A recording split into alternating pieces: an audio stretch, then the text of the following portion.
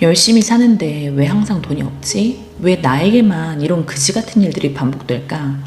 마음 공부를 해도 내 마음은 왜 이렇게 괴롭지? 평생 고통받다 죽을 저주받은 팔자인가? 이런 생각 다들 한 번씩 해보셨죠? 현실은 무의식의 거울입니다.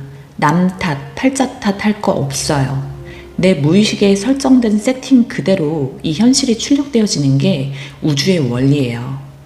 무의식이 컴퓨터 본체라면 현실은 모니터입니다.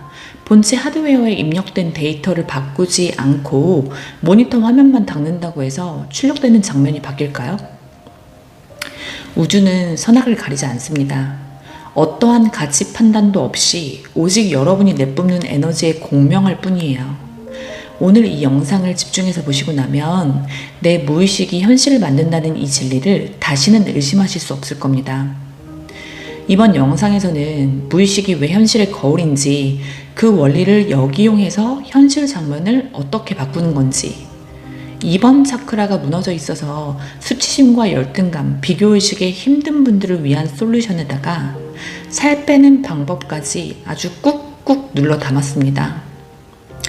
그리고 지난 영상에 이어서 더 강력해진 무의식 정화 과제도 하나 더 준비되어 있습니다. 오늘도 열심히 설명해 볼게요. 자, 잘 따라와 주세요. 여러분이 한 번씩은 들어보셨을 법한 무의식 분야의 대가죠. 칼 융이 이렇게 말했습니다. 무의식을 의식화하지 않으면 삶은 정해진 대로 흘러가고 우리는 그것을 운명이라 부른다. 내 안의 무의식을 제대로 마주하고 정화하지 못하면 평생을 무의식이라는 보이지 않는 실에 묶여서 조종당하는 꼭두각시로 살면서 내 팔자는 도대체 왜 이럴까 라고 하면서 환경과 운만 탓하게 되는 거예요. 이게 도대체 무슨 의미인지 지금부터 제 방식대로 아주 쉽게 풀어드려 볼게요. 여러분 다들 아시죠? 제 영상 뒤로 갈수록 치트키 엄청 방출되는 거예요. 한 분이라도 더 이 우주의 작동 원리를 깨닫고 더 편안하고 풍요로워지셨으면 좋겠어요. 사실 우리 눈에는 보이지 않는 무의식 필터가 씌워져 있습니다. 조금 섬뜩하게 들리시겠지만 사실 대다수의 사람들은 이 무의식 속 인격에 빙의된 채 꼭두각시처럼 살아가고 있어요. 내가 끼고 있는 이 필터가 어떤 색이냐에 따라서 내 현실의 색채가 결정되는 원리예요. 이 필터는 몸의 주인인 의식이 얼마나 빨리 알아차리느냐에 따라서 매일 바뀌기도 하고 길게는 10년 단위로 크게 바뀌기도 합니다. 이것이 사주에서 말하는 대운의 핵심이에요. 10년마다 내 무의식의 기본 세팅값 자체가 통째로 변하는 거죠. 그래서 대운이 바뀌는 교운기에는 인생이 흔들리는 사건 사고가 터지거나 오래된 인간관계가 정리되고 갑자기 이사를 가는 등의 급격한 변화가 일어납니다. 새로운 필터를 끼우기 위해서 이 기존의 판을 흔드는 과정인 거죠. 하지만 소름 돋는 건요, 이 필터 변경이 내 몸의 주인인 내가 전혀 의식하지 못하는 사이에 일어난다는 거예요. 이 필터는 무의식에서 올려주는 자동 현실 선택 시스템이라고 보시면 돼요. 여러분은 이제 현실에 대한 개념을 재정립하실 거예요. 현실은 나와 분리되어 있는 게 아니에요. 깨어서 보면 이 현실이 그저 저절로 무작위로 펼쳐지는 게 아니라는 걸 분명히 알 수 있어요. 내 현실은 그저 내 무의식을 그대로 비춰줄 뿐이에요. 다시 한번 얘기할게요. 너무 중요하니까. 내 현실은 자동으로 상영되는 영화가 아니라 내 무의식이 대본을 쓰고 내가 주연을 맡는 영화다. 내가 영화 속에서 깨어나서 난 주연일 뿐이다가 아니라 나는 감독이었구나를 깨달을 때까지 나는 이 영화 속에서 불행한 피해자 역할만 계속하게 된다. 내 현실은 무의식의 거울일 뿐이다. 이 내용을 여러 번 들으시고 골수에 새겨주세요, 여러분. 여러분이 스스로 깨어나기 전까지는 이 영화의 대본을 수정할 힘이 없어요. 눈에 씌워지는 자동 필터 색상을 선택할 수 있는 권한이 없고요. 운명과 인생의 주인이 아니라 운명이 피해자가 되어 눈에 씌워진 필터가 보여주는 세상을 보며 살아가는 거죠. 운명의 피해자이자 영화의 캐릭터는 힘들 때마다 도대체 왜 나에게 이런 일이 생겼지? 라고 묻습니다. 근데 감독의 시점에서는요, 질문이 어떻게 달라지는지 아세요? 도대체 내 안에 무엇이 이런 장면을 연출했을까? 라고 묻게 됩니다. 이 부분도 꼭 이해하고 넘어가셔야 돼요. 칼융이 이런 말도 했거든요. 밖을 보는 자는 꿈을 꾸고 안을 보는 자는 깨어난다. 그러니까 여러분은 현실을 보면서 내 무의식을 들여다볼 수 있어야 되는 거예요. 오늘 제가 이 영상에서 제 소름 돋는 사례를 들어서 현실이 내 무의식을 어떻게 정확하게 미러링 해주는지 완벽하게 이해시켜 드릴게요. 오늘 영상에서도 봄을 많이 키워가 주셨으면 좋겠어요. 우리 무의식은 거대한 데이터 저장소이면서 동시에 자신의 주파수를 우주에 발산하는 송신기이기도 해요. 만약에 1번 차크라에 정체된 공포와 두려움이라는 데이터가 활성화되기 시작하면 우리 몸에 두려움이라는 필터가 자동으로 입혀져요. 또 2번 차크라에 정체된 수치심과 열등감이라는 데이터가 활성되면 우리 몸은 그 주파수를 우주 공간으로 계속 쏘아 올립니다. 그래서 내 안에 두려워서 벌벌 떨고 있는 내면 인격이 살고 있다면 세상의 공포스러운 일, 범죄, 재난과 같은 일들만 내 레이더에 자주 잡히고요. 내 안에 수치스러워하는 내면 인격이 존재하고 있다면 수치스러운 일을 자주 마주하게 돼요. 타인 앞에서 망신을 당한다든지 자꾸 살이 쪄서 나를 부끄러워하게 된다든지요. 내 안에 내가 태어나서 부모를 힘들게 했다는 죄의식이 자리 잡고 있다면 내가 죄를 짓고 안 짓고와 상관없이 벌금 부과되는 일이나 경찰서에 가게 되는 일이 자꾸 생겨요. 무의식과 현실의 관계는 라디오와 같아요. 내 주파수가 101.1이면 그 주파수에 해당하는 방송만 틀어지는 원리를 생각하시면 돼요. 제가 지난번 8번째 영상에서 1번 차크라의 증상과 해결법을 나누어 드렸는데요. 오늘은 2번 차크라를 아주 시원하게 해킹해 드릴 거예요. 지난 영상과 오늘 영상에서 말씀드리는 모든 내용은 어떤 권위자의 이론을 빌려온 것이 아니에요. 오로지 제가 직접 겪고 깨달은 저의 경험과 통찰을 근거로 정리한 자료예요. 그러니까 너무 맹신하지는 마시고 참고만 해주세요. 저도 제가 어떻게 이런 것까지 다 알게 됐지 싶어서 놀랄 때가 가끔 있는데요. 아마도 지독한 고통의 터널을 지나온 사람으로서 지금 그 시간을 견디고 계신 분들을 진심으로 돕고 싶은 저의 간절함이 이런 지혜와 통찰을 가져온 게 아닐까 싶긴 해요. 지금부터 2번 차크라가 무너져 있을 때 나타나는 심리적, 신체적 징후들을 정리해 드릴 텐데 들으시면서 내 이야기인지 한번 체크해 보세요. 1번, 나의 가치를 남들과 비교하며 확인하려고 한다. 2. 내 의지와 무관하게 자꾸 남들과 비교하면서 내가 못났다는 것에 집중하게 된다. 3. 나는 부족해 라는 생각이 뿌리 깊게 잡혀있다. 4. 나뿐만 아니라 내 주변 지인 혹은 내가 가진 모든 것들이 다 못나 보인다. 5. 어딜 가든 내가 열등하고 부족하게만 느껴지는 상황이 자꾸 펼쳐진다. 6. 망신당하고 창피당하거나 수치스러워지는 일들이 자꾸 발생한다. 7. 나 자신이 수치스럽고 모자리같이 느껴진다. 8. 내가 못났기 때문에 좋은 걸 누릴 자격이 없다고 느껴지면서도 좋은 걸 누리는 사람들을 보면 질투가 솟구친다. 9. 감정 기복이 극심해서 감정 소모가 크다. 10. 혹은 감정이 완전 메말라 감정의 변화가 없는 것처럼 느껴진다. 11. 혼자 있는 것이 불안하고 지루해서 이성이나 특정 대상, 음식, 쇼핑 등에 집착한다. 12. 머릿속에 생각만 많고 실행한 의지는 부족하다. 13. 먹는 것에 비해 살이 잘 찐다. 특히 하복부와 하체 쪽에 살이 잘 찐다. 14. 생리불순이나 생리통, 방광염, 신장, 골반 주변에 통증이 있다. 15. 남들로부터 무시당했다는 생각이 들거나 실제로 무시당하는 경험을 자주 한다. 자, 몇 개나 해당되세요? 아, 이거 완전 내 얘기다 싶으신 분들 꽤 계시죠? 사실 이런 에너지 센터들이 그냥 무너지지는 않아요. 어릴 적에 어떤 사건이 있었고 그때 억누른 감정이 에너지 센터의 불균형을 만드는 거예요. 여러분도 제 얘기를 들으시고 어떤 상처가 지금의 현실을 만들었는지 스스로 해킹하게 되셨으면 좋겠어요. 지금부터 제가 2번 차크라가 무너져 있다는 걸 어떻게 알게 되었고 어떻게 정화해 나갔는지 설명해 드릴 건데요. 이런 증상이 2번 차크라에서 기인한다는 사실을 인식하는 것만으로도 정화는 시작돼요. 여러분 정말 운 좋으신 거예요. 저도 이런 것들을 진작 알았다면 저의 인생이 좀 덜 고통스러웠을 것 같아요. 그리고 하나 꼭 짚어드리고 싶은 게 있어요. 제가 2번 차크라 이제 정화해야겠어. 2번 차크라를 꼭 깨끗하게 만들 거야 하고 시작을 한 게 아니고 현실에서 나를 힘들게 하는 일들이 펼쳐졌고 그 일들이 저 안에서 어떤 감정을 일으키는지 몸으로 감각하고 나서 보니까 그게 이번 차크라의 에너지 센터와 밀접했다는 걸 제가 그냥 스스로 알게 된 거예요. 저는 어디서 기, 에너지, 차크라 이런 걸 배운 적도 없고 특별히 관심 가져본 적도 없는데 제 몸을 통해서 무의식 정화를 하다 보니까 자연스레 알게 된 거거든요. 그러니까 차크라라는 개념을 너무 영적이거나 비과학적인 것으로 생각하시면서 거부감을 가지실 필요는 없어요. 저는 너무 영적이거나 비실용적이거나 제 삶으로 입증되지 않은 내용은 여러분께 알려드리지 않아요. 자, 이해하시기 쉽도록 지금부터 제 사례를 들어서 말씀드릴게요. 사실 제가 제 개인적인 이야기 하는 거를 별로 좋아하지 않아요. 특히 저의 아픈 과거사나 솔직한 마음들을 드러내는 것 자체가 저에게는 매우 어색하고 힘든 일이에요.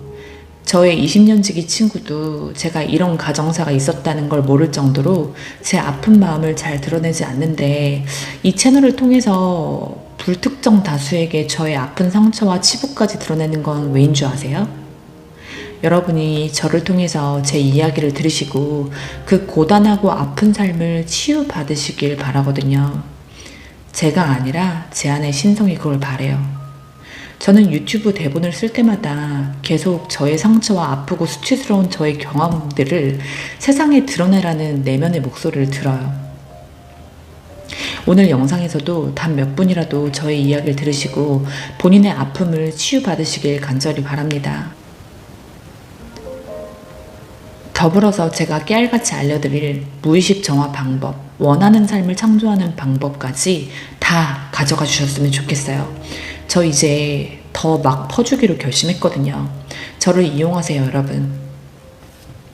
저는 감각이 예민한 편이라 제가 오늘 어떤 주파수의 트랙 위에 서 있는지가 그냥 온몸으로 느껴지거든요. 그날은 눈을 뜨자마자 기분이 묘하게 찝찝하고 불쾌하더라고요. 어제보다 세상의 채도가 한 단계 낮아진 것처럼 주변이 어둡고 탁하게 보여지더라고요. 게임을 할 때 캐릭터가 독에 걸리면 화면이 어두운 색으로 변하잖아요. 이것처럼 제 무의식 속 어떤 부정적인 인격이 제 몸과 정신을 휘감고 있었던 거죠. 그 인격이 내뿜는 낮은 주파수가 저를 그에 걸맞는 낮은 트랙으로 순식간에 이동시킨 겁니다. 사실 여러분의 현실 트랙은 매일 조금씩 이동하고 있어요. 단지 인식하지 못할 뿐이죠. 더 풍요롭고 편안한 트랙으로 갈아타고 싶다면 쉴 새 없이 내 주파수를 끌어내리는 그 무의식 속의 인격들을 반드시 정화하셔야 됩니다. 여러분, 이건 정말 엄청난 치트키예요. 내 현실의 트랙을 조정하는 리모컨은 내 에고가 아니라 내 무의식 속 인격들이 주고 있습니다. 그래서 무의식 정화 없이는 진정한 끌어당김도 불가능한 거예요. 이 사실을 여러분은 반드시 기억하셔야 돼요. 기분이 유독 찝찝했던 그날에도 평소처럼 여러분이 남겨주신 소중한 댓글들을 읽고 있었어요. 근데 어떤 분께서 지아님 영상만 요즘에 기다린다. 목소리만 들어도 치유가 되고 인생이 희망이 보이는 것 같다. 라고 정성 어린 댓글을 남겨주셨더라고요. 평소 같았으면 가슴이 벅차오르고 감사함에 눈물이 글썽거렸을 텐데 그날은 이상하게도 전혀 다른 목소리가 제 안에서 들려오는 거예요. 내가 뭐라고 감히 깨달음을 전한다고 하고 있지? 나보다 훨씬 뛰어난 사람들도 많고 나보다 더 잘 설명할 수 있는 분들도 이 세상에 널렸는데 내가 뭐를 안다고 감히 사람들한테 이래라 저래라 이렇게 해봐라 하는 거지? 이런 방법들이 나에게만 맞는 것일 수도 있는데 괜히 사람들에게 알려주고 설파하고 있는 게 아닐까? 나는 그럴 자격이 없어. 나보다 다른 사람들이 훨씬 더 잘해. 라는 생각이 들면서 걷잡을 수 없는 열등감이 저를 집어삼키기 시작했어요. 제 무의식 속에 깊은 곳에 숨어있던 열등감과 수치심이라는 인격이 제 몸의 주도권을 완전히 가로채버린 순간인 거죠. 그런 무거운 마음을 안고 집 앞 산책을 나갔어요. 근데 평소에는 이 동네에서 가장 예쁘고 좋다고 자부했던 우리 집이 그날따라 단점만 도드라져 보이고 남의 집들과 비교가 되는 거예요. 열등감 필터가 제 눈을 가리자마자 저 자신은 물론이고 제가 만든 영상, 제 유튜브 채널, 심지어 제가 가진 모든 것들이 한순간에 초라하게 보이기 시작했어요. 제 의지와는 상관없었습니다. 그저 나와 관련된 모든 게 형편없게 느껴지기 시작하는데 너무너무 괴로웠어요. 여러분도 다 아시죠? 내 생각과 감정은 내 의지와 상관없이 그냥 올라온다는 걸요. 이럴 때는 100% 그 마음과 비슷한 아픔을 가진 내면 인격이 내 몸을 휘감고 주도권을 잡은 상태인 거예요. 그렇게 아침에 괴로운 산책을 마치고 집에 돌아왔는데 때마침 제 유튜브 채널에 새로운 댓글 하나가 달렸더라고요. 지아님보다 훨씬 더 자세히 설명해 주시는 분이 있으니까 그분 채널을 보세요 라고 다른 채널을 추천하는 댓글이었어요. 지금까지 제 채널에 한 번도 본 적이 없었던 종류의 댓글이 하필 제가 열등감에 괴로워하던 바로 그 순간에 거짓말처럼 달린 거예요. 소름 돋을 정도로 완벽한 타이밍이죠. 이게 바로 우주가 우리에게 보내는 실시간 미러링이에요. 현실은 내 무의식의 거울이다 라는 말이 바로 이런 뜻인 겁니다. 제가 무의식 속에서 난 부족해, 난 자격이 없어, 난 열등해, 다른 사람들이 훨씬 더 잘해 라는 이 인격에 휩싸이자마자 우주는 기다렸다는 듯이 타인과 비교당하는 상황을 제 현실에 정확히 배달해 주었잖아요. 이 우주의 연출력 정말 끝내주지 않나요? 사실 이 우주는 저를 괴롭히려고 그런 판을 까는 게 아니라 제가 그 열등감을 가슴으로 온전히 마주하고 해방할 수 있도록 완벽한 판을 깔아주는 겁니다. 이렇게 현실을 내 내면과 연결해서 보기 시작하면 상황이 객관화되면서 감정의 소용돌이에서 빠져나올 수 있어요. 그 댓글은 제 안에서 스스로 저를 초라하게 여기던 내면 아이를 거울처럼 보여주기 위한 장면이었고, 그리고 그 댓글을 쓴 분은 제 퀘스트 통과를 돕기 위해서 잠시 출연한 저의 인생의 고마운 엑스트라였던 거죠. 감독의 시점에서 보면 이 시나리오가 아주 선명하게 읽히기 시작합니다. 제가 지난 영상에서도 우리 모두는 무의식의 세계에서 연결되어 있다는 양자 얽힘에 대해서 설명드린 적이 있죠. 우리 모두가 연결되어 있기 때문에 이렇게 서로가 서로의 거울이 되어서 무의식의 의식화를 돕고 있는 거죠. 이 부분도 엄청난 개념인데 오늘 제가 설명을 더 열심히 잘해서 꼭 이해시켜 드려 볼게요. 여튼 그 댓글을 보고 내 안에 뭐가 있는 걸까, 어떤 내면 인격이 의식화되기를 기다리고 있는 걸까 궁금해하면서 제 몸의 감각에 집중을 했는데 이번에는 2번 차크라 있는 쪽에서 꿀렁거리는 감각이 느껴졌어요. 이 2번 에너지 센터가 우리 몸의 어디쯤인지는 알아두시면 좋을 것 같아서 제가 여기 사진에 보여드릴게요. 화면을 봐주세요. 근데 제가 느낀 이 감정은 열등감보다는 수치심과 더 관련이 있다는 직관이 들더라고요. 그래서 바로 외국 영성 사이트에 가서 2번 차크라를 검색해 봤더니 수치심과 매우 밀접한 관련이 있는 에너지 센터라는 정보가 나오더라고요. 저는 이것도 너무 신기한데요. 제가 그저 내 몸과 감정 그리고 현실과의 관계를 관찰하면서 얻은 통찰이 대부분 에너지 전문가들이 하는 얘기와 매우 흡사하다는 거예요. 저는 단 한 번도 어디 가서 차크라나 기 에너지 공부 같은 걸 해본 적도 없고 관련 책 한 권조차 읽어본 적이 없어요. 그러니까 여러분도 따로 이런 공부를 하지 않으셔도 돼요. 그저 내 몸을 통해서 무의식 정화를 하다 보면 이 무의식의 작동 원리와 우주의 원리에 대해 스스로 깨우치게 되어 있어요. 그날 그 댓글을 보고 이 열등감을 일으키는 내면 인격이 어떤 아이일까 궁금해했는데 금방 찾아지지는 않더라고요. 그래서 청소도 하고 일상생활을 하면서 동시에 2번 차크라가 있는 부분에 제 마음의 시선을 계속 두었어요. 저는 이렇게 거의 모든 시간 동안 저의 마음의 시선이 제 내부로 향해 있어요. 여러분도 여러분의 마음의 시선을 외부가 아닌 내부에 집중하는 연습을 하셨으면 좋겠어요. 따로 시간을 내어서 무의식 정화, 의식 같은 거를 치르는 게 아니에요, 여러분. 그냥 항상 마음 한구석의 시선이 여러분의 마음과 몸의 감각에 가 있는 상태를 만드셔야 돼요. 이거 혹시 알아들으셨을까요? 그렇다면 여러분 완전 깨이신 분이세요. 여튼 그렇게 궁금해하다가 저녁에 밥 먹으러 식당에 갔거든요. 근데 바로 옆 테이블에 어떤 젊은 엄마가 본인의 어린 딸에게 면박을 주는 모습을 봤어요. 야, 너 물도 제대로 못 들어? 그걸 왜 쏟아? 너 제대로 하는 게 뭐야? 엄마 열받게 하려고 일부러 이래? 으휴, 내가 하고 말지. 답답하다 답답해 하면서 아이를 싸늘한 눈빛으로 바라보는데 그때 제 가슴에서 뭔가가 툭 하고 터지는 느낌이 들면서 눈물이 나려는 걸 애써 참았어요. 그렇게 찝찝한 기분으로 식사를 마치고 집에 와서 샤워를 하는데 제 눈앞에 영화가 상영되듯이 한 장면이 펼쳐지더라고요. 제가 9살 때였나? 애기였을 때였는데요. 집에 손님들이 많이 오셨고 사람들이 많이 모이니까 신이 났던 제가 냉장고에서 유리병에 담긴 델몬트 주스인가? 그거를 꺼내서 손님들에게 가져가려다가 그거를 놓치고 말았어요. 당연히 주스병이 깨졌고 바닥에 유리가 산산조각 나서 난리가 난 상황이었어요. 근데 엄마가 저에게 이 병신 같은 게 주스병 하나 못 드네, 뭐 하나 제대로 하는 게 없어, 이 덜 떨어진 것 등등의 욕설을 퍼부으면서 사람들 앞에서 어린 저를 망신 주는 장면이 떠올랐어요. 사람들이 다 보는 데서 엄마에게 모욕당하고 무시당한 게 너무 창피하고 수치스러워서 방에 들어가서 울기만 했던 아이는 그때 어떤 마음이었을까요?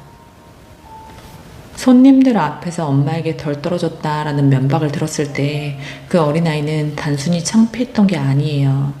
나는 존재 자체가 결함이 있는 사람이구나. 나는 사람들 앞에서 수치당할 만큼 쓸모없는 존재구나. 라는 거대한 낙인이 제 무의식에 찍혀버린 거예요. 그 감정은 어린아이가 감당하기엔 너무 거대하고 아프니까 그 감정을 그냥 억눌려 버렸고 오랜 시간 동안 억눌린 그 감정이 거대한 에너지체가 되어서 제 무의식 속에 하나의 내면 인격이 되어 있었던 거죠. 이게 해리된 인격의 정체예요. 이 내면 인격은 제 무의식에 존재하면서 제 현실에서 망신당하는 일들, 수치를 느낄 만한 일들을 계속 불러왔던 거죠.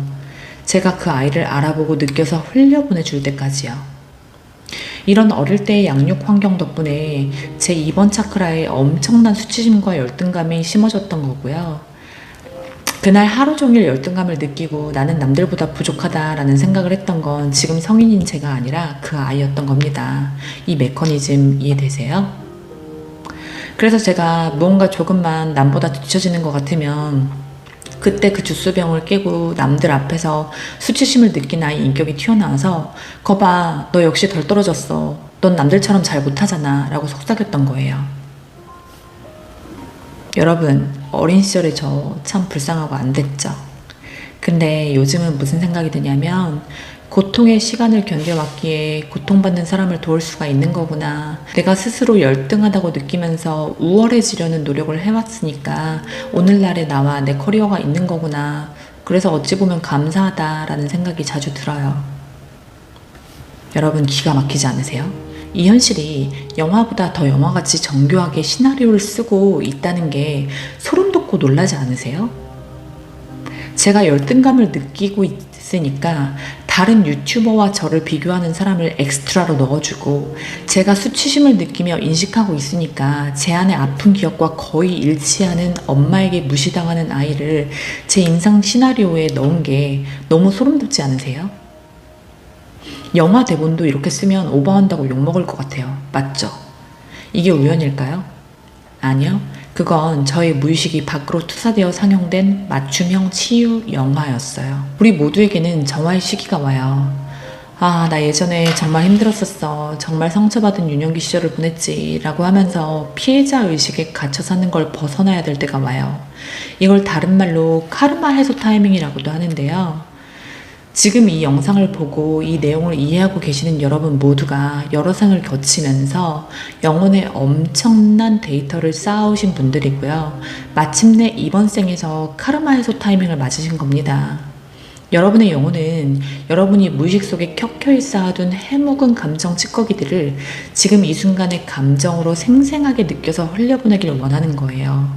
그래야 우리의 원래 본성인 사랑과 풍요의 주파수로 서서히 옮겨갈 수 있거든요. 그런데 어떻게 영화보다 더 영화 같은 시나리오가 내 눈앞에서 실시간으로 재현되는 건지 3차원 우리 시선에서는 도저히 이해가 안 가잖아요. 그 우주 시스템의 원리를 제가 아주 자세하고 쉽게 설명해 볼게요. 1단계 인식이 있었어요. 아침에 제가 나는 부족해, 남들보다 열등해, 수치스러워 라는 감정을 느끼면서 이 열등감과 수치심이라는 관념을 찾았잖아요. 이건 무의식 깊은 곳에 숨어있던 수치심이라는 해시태그가 달린 파일을 바탕화면으로 끌어올린 거예요. 2단계 공명이 있었어요. 그 수치심 해시태그가 붙은 파일이 활성화되면 외부 세계에서 그 파일과 똑같은 주파수를 가진 사건들을 자석처럼 끌어당겨집니다. 마치 유튜브 알고리즘이 내 관심사를 알고 관련 영상을 보여주는 것과 같은 이치인 거죠. 그래서 그날 저에게 다른 유튜버와 비교하는 댓글, 아이에게 수치 주는 엄마가 끌려온 거고요. 우리 무의식은 거대한 데이터 저장소이자 주파수 송신기예요. 저의 이번 차크라에 주스병 깨트리고 망신당한 내면 인격이 가지고 있던 그 수치심이라는 데이터가 활성되자마자 제 몸이 그 주파수를, 수치심이라는 주파수를 우주 공간으로 계속 쏘아 올린 겁니다. 그때 저의 주파수가 수치심 101.1에 딱 맞춰진 거예요. 이 우주는 가치 판단을 하지 않고 오직 공명의 원리로 작동합니다. 제가 수치심 주파수를 쏘니까 그 주파수 대역에서 일어나고 있는 세상의 모든 일들 중에서 가장 유사한 장면들을 제 인생의 영화 시나리오 안으로 끌어당겨서 배치하는 겁니다. 이게 끌어당김의 법칙이에요, 여러분. 내가 간절히 상상하고 원하는 게 끌려오는 게 아니고 여러분 자체, 더 정확히 말하자면 여러분의 무의식과 결맞음이 일어나는 일이 끌어당겨 오는 겁니다. 근데 여기까지 이해하셨어도 어떻게 이렇게 상세하고 정교하게 내 상처와 유사한 일들이 끌어당겨져 올 수 있는 건지 정말 너무 신기하지 않으세요? 어떻게 내 기억 속에 주스병 깨던 장면이랑 똑같은 엄마의 윽박지름을 보여줄 수 있냐는 거예요. 이 질문에 대한 행답은 양자 얽힘과 동시성으로 설명할 수 있어요. 양자 역학적으로 보면 저의 무의식과 외부 세계는 분리된 게 아니에요. 제가 수치심이라는 해시태그를 클릭하면 우주라는 거대한 데이터베이스에서 그 해시태그가 달린 모든 상황이 실시간 스트리밍 되는 겁니다. 이 비유 괜찮았나요? 저의 영혼이 나 이제 수치심 이 상처 지우고 싶어 라고 강력하게 의도했기 때문에 우주가 수많은 데이터 중에서 저의 기억, 주스병 사건과 감정적 밀도가 가장 비슷한 사건을 우선순위로 노출시키는 거죠. 제가 보기에는 유튜브 알고리즘이 내 관심사를 잊고 추천 영상을 띄우는 것보다 수만 배 더 정교한 시스템인 것 같아요. 그리고 더 재밌는 건 뭔지 아세요, 여러분? 정화를 하면 할수록 해상도가 높아진다는 거예요. 정화 초보 시절이나 내 무의식에 어떤 감정 찌꺼기들이 있는지 전혀 모르고 사는 무지랭이 시절에는 에너지가 너무 탁하고 그냥 무의식 중에 있으니까 그저 기분 나쁘고 재수없다 정도로 뭉뚱그려진 사건들만 일어나거든요. 근데 내 내면이 맑아질수록 주파수가 선명해집니다. 정화 전에 주파수가 탁할 때는 그 낮은 대역 주파수의 일들이 뭉뚱그려져 일어난다면 정화 후에 주파수가 높아지고 선명해지면 우주는 자, 네가 가진 데이터가 딱 이거지? 라고 하면서 정확하게 타격하는 정교한 미러링을 해주는 거예요. 그래서 저는 이제 굳이 옛날 기억을 찾으려고 애쓰지 않아요. 현실에서 일어나는 불편한 일들을 가만히 지켜보면 우주가 이게 네 이번 차크라에 들어있는 이 상처야 라고 친절하게 자막까지 달아서 보여주고 있거든요. 그냥 저의 일상 자체가 무의식 속 상처를 보여주는 커스텀 영화관 그 자체예요. 우주가 제가 그 기억을 스스로 떠올릴 수 있게끔 외부 상황으로 힌트를 계속 던져주는 거예요. 이게 여러분이 현실을 보면서 내 무의식을 치유하실 수 있는 원리입니다. 이제 중요한 원리를 하나 더 알려드릴 건데요. 잘 들어보세요. 제가 매번 영상에서 외부가 아니라 내면에 집중하는 하루 보내시라고 클로징 멘트 하는 거 기억하세요? 이렇게 하다 보면 나도 모르는 새에 주파수가 조금씩 변조돼요. 만약 내가 짜증나고 그지같은 외부 상황에만 집중하면서 남 탓하고 회사 탓하고 동료 탓하고 가족들 탓하면서 나를 현실의 피해자로만 규정하면 어떻게 되는지 아세요? 현실에서 어떤 일을 겪든 지켜보는 위치에서 간접 경험을 하는 게 아니라 직접 타격을 당할 가능성이 커져요. 이 얘기도 정말 중요한데요. 잘 들어보세요. 만약에 제가 제 내면의 수치심을 전혀 인지하지 못하거나 아니면 수치스러운 나를 느끼면 진짜 수치스러워질까봐 나는 자신감이 넘친다, 나는 우주의 사랑을 받는 사람이다, 나는 원하는 걸 끌어당길 능력이 충분하다 라고 거짓 확언을 하면서 에고의 방어막만 치고 있었다면 우주는 저를 더 깨우기 위해서 직접적인 충격요법을 썼을 겁니다. 예를 들면 길 가다가 이상한 사람에게 근거 없는 비난을 듣는다던가 사람들 앞에서 큰 실수를 해서 공개적으로 망신을 당한 등이요. 제가 주인공이 돼서 수치심을 직접 겪는 사건이 터졌을 거예요. 근데 저는 그날 이미 내 안에 수치심이 올라왔다는 걸 스스로 인식하고 있었잖아요. 내가 내 감정을 지켜보고 있는 관찰자의 위치에 서면 그 감정은 더 이상 내 존재를 타격할 일로 일어나지 않고 그냥 내가 지켜봐야 될 대상이 되는 거예요. 제가 이미 그 주파수를 관찰자 시선으로 바라보고 있었기 때문에 우주는 굳이 저에게 직접 수치를 줄 필요가 없어진 거예요. 대신 네가 느끼고 있는 이 상처가 이런 모습이야 라고 제3자의 모습으로 상영을 해주는 겁니다. 이 부분도 정말 소름 돋지 않으세요? 저는 이거 깨닫고 며칠을 신기했거든요. 제가 무의식 정화하기 전에 제 인생이 그냥 그야말로 사건 사고의 연속이었거든요. 제 주변 사람들이 전부 혀를 내두르면서 너의 인생은 정말 스펙타클하고 박복하다라고 했었어요. 여러분이 겪으시는 일 웬만한 건 저도 다 겪어봤을 거예요. 근데 이제 더 이상 인생의 드라마틱한 사건 사고는 잘 일어나지 않아요. 이게 바로 무의식 정화를 통해서 주파수를 높인 사람들의 특혜인 것 같아요. 예전에는 저의 아바타가 직접 체험하면서 무의식 속 감정 쓰레기들을 직접 치웠다면 이제는 체험까지 할 필요도 없이 관찰만 하면서도 저의 무의식 속 아픈 기억들과 내면 인격을 알아차릴 수 있게 된 거죠. 주파수가 올라가면 현실의 시나리오가 훨씬 편안한 쪽으로 변한다는 게 이런 원리예요, 여러분. 무의식 정화 전에 저의 인생 시나리오가 돌바닥에서 맨몸으로 구르는 캐릭터였다면 지금은 편안한 세단을 타고 가면서 이 세상사를 구경하고 있는 캐릭터로 변한 거죠. 진짜 중요하니까 한 번만 더 정리해 드릴게요. 무의식 정화 전의 저 주파수에서는요, 고통을 직접 겪으면서 온몸으로 깨져야 돼요. 생존 모드이기 때문이에요. 무의식 정화 후의 고주파수에서는요, 타인의 모습이나 징조를 통해서 메시지를 읽고 내면에서 스스로 정리할 수 있어요. 통찰 모드이기 때문이에요. 이거는 오늘 내용의 보너스 같은 개념인데요. 제가 그 수치심에 괴로워하고 있는 내면 인격을 만났을 때 그 내면 인격이 저에게 뭐라고 했는지 아세요? 나를 봐줄 때까지 너를 계속 수치스럽게 만들 거야. 계속 열등하게 만들어서 수치스러움을 느끼게 만들 거야. 계속 살찌게 만들어서 수치스럽게 만들 거야. 나 좀 봐줘. 그러니까 이제 나 좀 꺼내줘. 라고 하는 거예요. 여러분, 이게 적게 먹어도 살이 찌는 원리예요. 또한 수치심은 자신을 노출하고 싶지 않게 만들거든요. 무의식적으로 나를 보호해야 된다, 나를 숨겨야 된다라는 방어 기제가 발동하면 몸은 물리적인 부피를 키워서 외부 세계와 나 사이에 완충지대를 만들려고 하는 거예요. 이때 지방층이 감정적 상처로부터 나를 지켜주는 에너지 보호막 역할을 하게 되는 거죠. 무의식적으로요. 저도 요즘 살이 자꾸만 쪄서 고민이었는데 정말 신기하게도 이 수치스러워하는 인격을 정화하고 나서는 이상하게 군것질이나 간식거리, 먹을 것들이 잘 안 땡겨요. 여전히 생리기간에는 한 번씩 폭주를 하긴 하지만 예전에 비해 먹을 것을 보고 눈이 막 뒤집히는 일이 생기지 않아요. 정말 신기하죠, 여러분.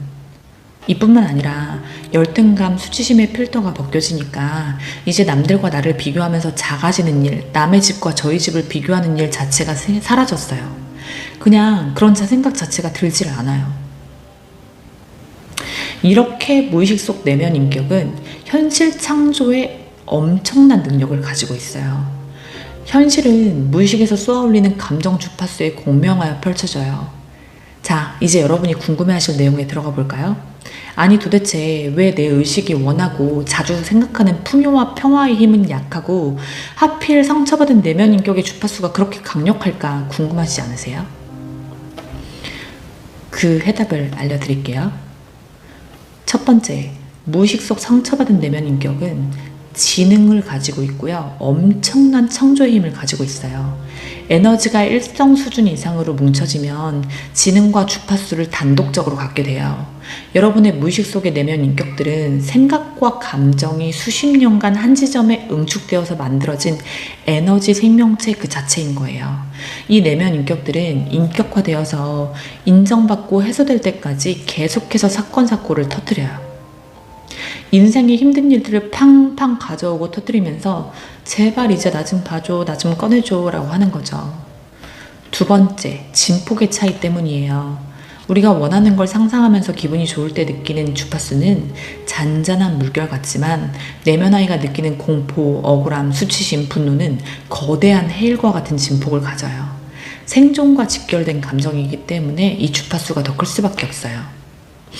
세 번째, 무의식은 24시간 방송돼요. 여러분이 의식적으로 나는 100억 부자다 라고 생각하는 건 하루에 몇 시간 안 되지만 무의식 속 내면 아이는 24시간 내내 나는 공격당하고 있어, 나는 위험해, 수치스러워 라는 강력한 전파를 쏘고 있어요. 네 번째, 제가 아까 말씀드린 해시태그와 알고리즘 효과 때문이에요. 우주는 내 무의식에 공명한다는 원칙 기억하시죠? 우주는 그 강력한 수치심의 주파수를 수신하고 그 주파수에 딱 맞는 현실, 살찐 모습, 망신당하는 사건 등을 마치 자석처럼 끌어당겨서 내 안에 갖다 놓는 겁니다. 여러분이 어딜 가시든 그 내면 인격이 그대로 있으면 전 세계 어디에서든 똑같은 주파수의 시나리오만 펼쳐지는 거예요. 자, 이제 여러분이 원리들을 다 아셨으니까 이 에너지를 역이용하는 방법을 알려드릴게요. 지금까지 여러분의 무의식 속 내면 아이가 그 강력한 주파수로 힘든 현실을 창조해왔고 이제 그 내면 인격을 정화했다면 그 엄청난 에너지의 출력을 어디로 돌릴 수 있을까요? 여러분 안에는 강력한 신성의 창조력이 있어요. 그런데 상처받은 내면 인격들의 힘이 너무 중대해서 그 창조력이 내면 인격들을 드러나게 하는 사건 사고에만 쓰였던 거죠. 이 내면 인격들이 전부 정화돼서 신성한 창조력만 남는다면 현실이 어떻게 될까요? 그 거대했던 현실 창조 능력은 이제 여러분이 원하는 현실을 끌어당기는 초강력 엔진으로 바뀝니다.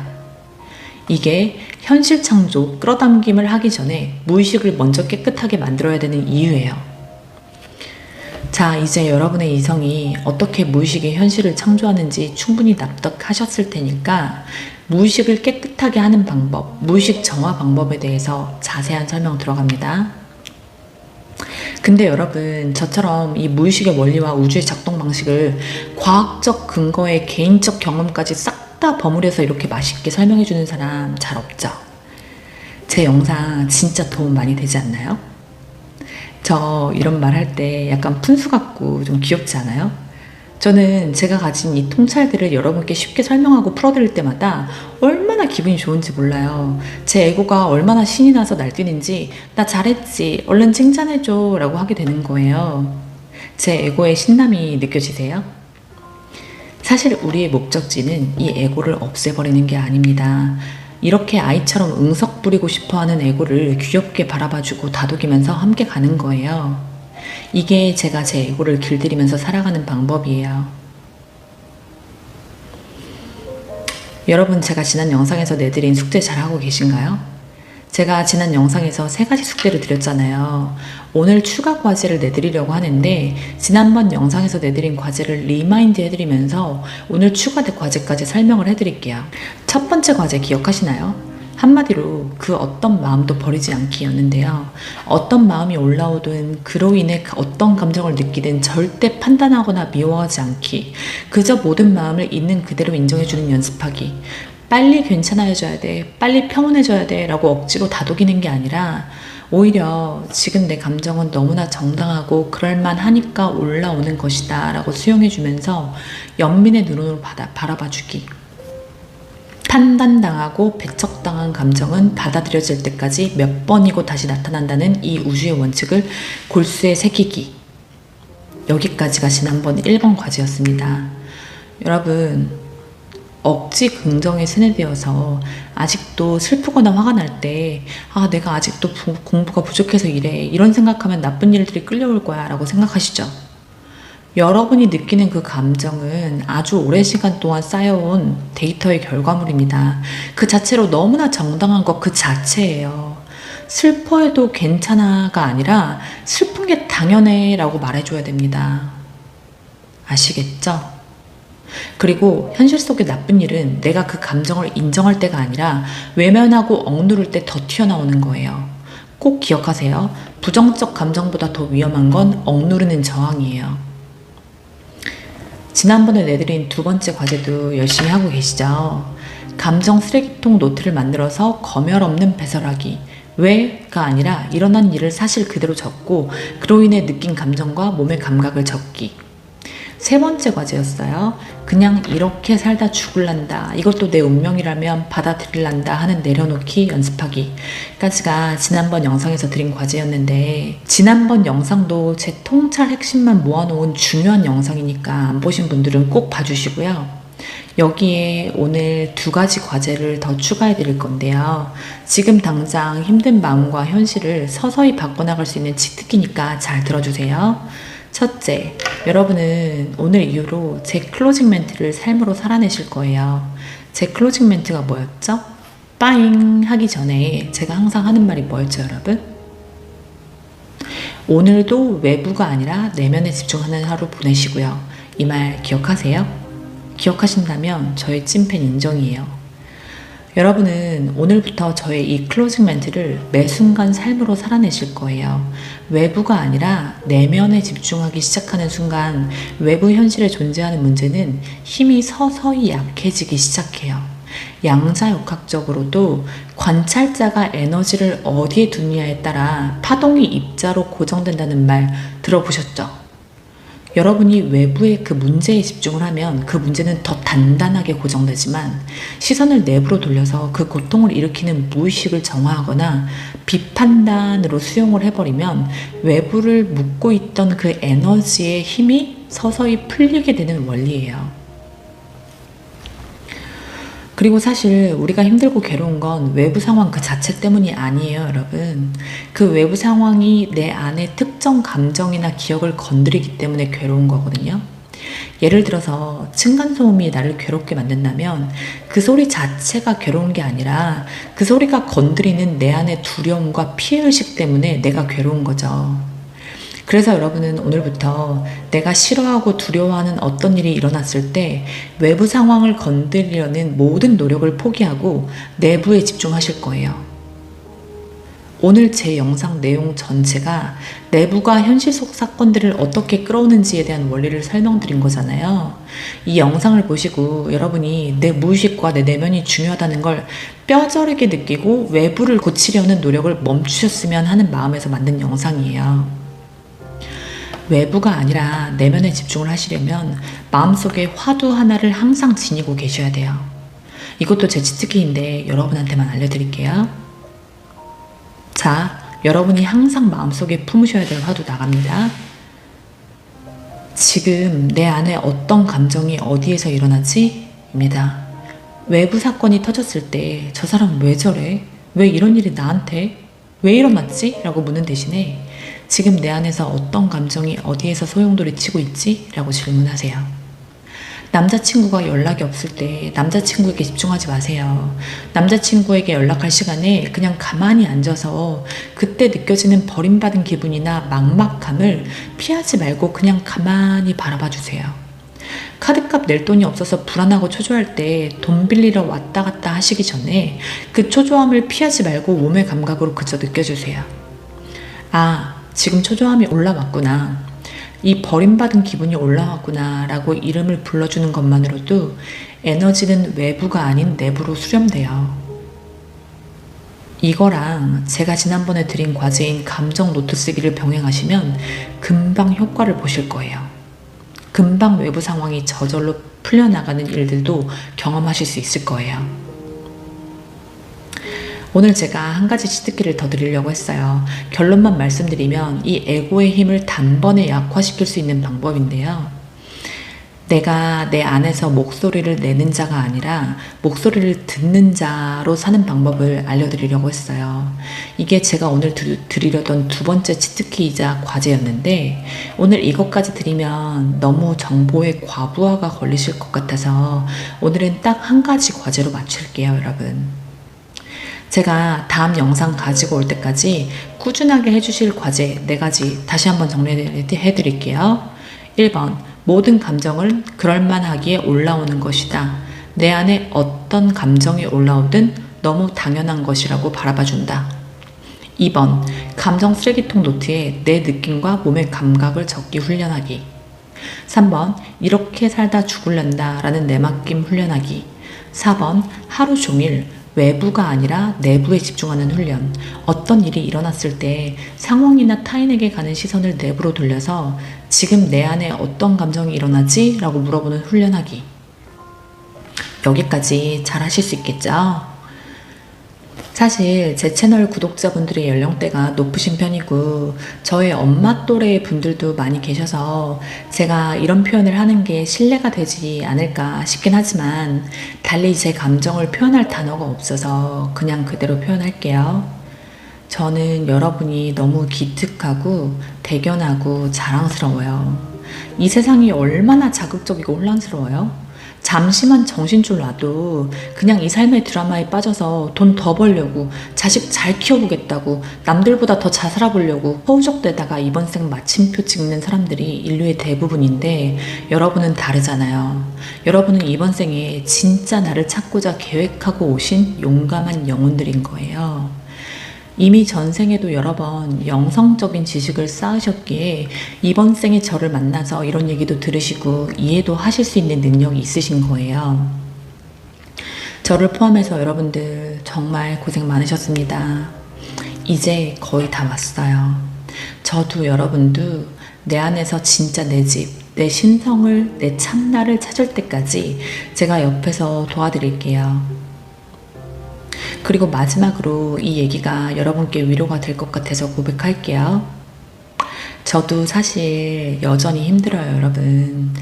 아니, 때때로 힘든 시간들이 와요. 여전히 정화할 감정들이 올라와요. 저라고 항상 참나 상태에서 사는 게 아니에요. 저도 사회생활하고 혼자 살아가려면 제 스스로 처리해야 될 문제들이 계속 생겨나서 힘든 순간들이 꽤 있어요.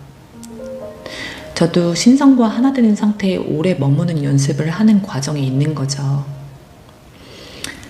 근데 견성체험이라고 하나요?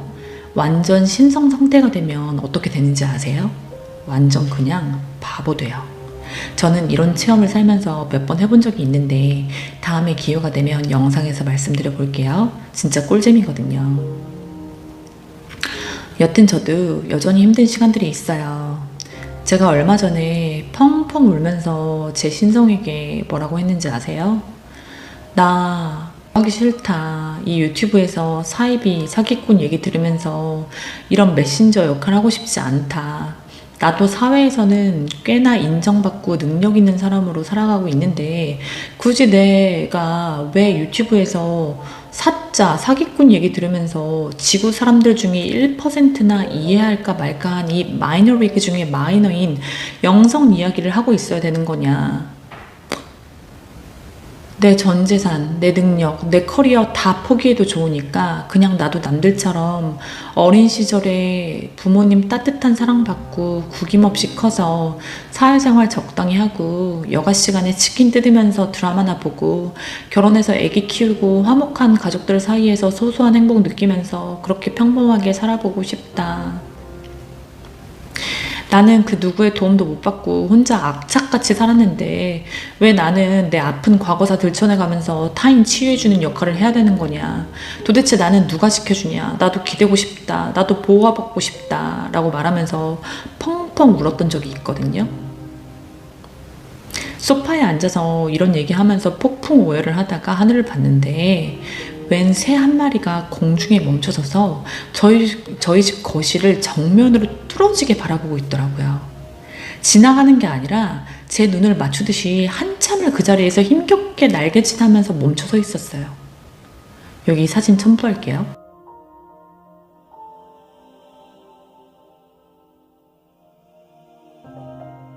새들이 그냥 지나쳐가는 건 제가 여러 번 봤어도 제가 앉아있는 거실 소파를 정면으로 바라보면서 한참을 그 자리에서 힘든 날갯짓을 하면서 멈춰있는 모습은 처음 봤거든요.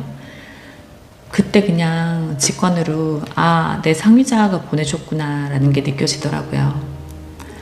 제가 너무 힘들어서 오늘 죽을까 아니면 내일 죽을까 고민하던 그 모든 순간에도, 그리고 며칠 전 제 속마음을 털어놓으면서 오열하던 그날에도 저를 지켜보고 보호하는 존재가 있다는 걸 그냥 보여주는 느낌이었어요. 그때 얼마나 위로가 되던지 저의 모든 아픔이 씻겨나가는 느낌이었어요. 내 인생의 모든 힘든 일들이 우주가 나를 억가하려는 게 아니라 나를 메신저로 튜닝하던 거였구나 라는 알미 그냥 알아졌어요. 적지 않은 분들이 댓글에서 제 목소리만 들어도 눈물이 나고 정화가 되는 느낌이라고 하시거든요. 예민한 분들은 몸이 아프기도 하고 저절로 막 들썩이고 트림이 나오는 등의 정화 반응까지 있다고 얘기해 주시더라고요. 또 어떤 분들은 제 영상만 틀어두면 그렇게 잠이 온다고 하시더라고요.